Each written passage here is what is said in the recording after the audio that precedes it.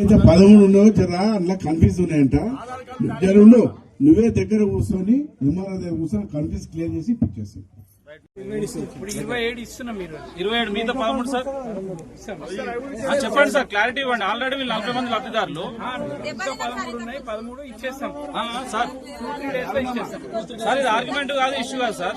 40 మంది లబ్ధిదారులు 27 మందికి ఇస్తుంది కదా, ఇంకా 13 మంది ఇస్తాం. 13 మంది కూడా ఇచ్చేస్తాం.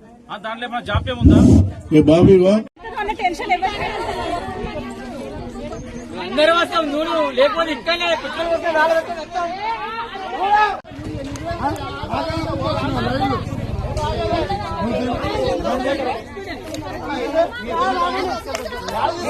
తీసుకోతా మాకేం పని.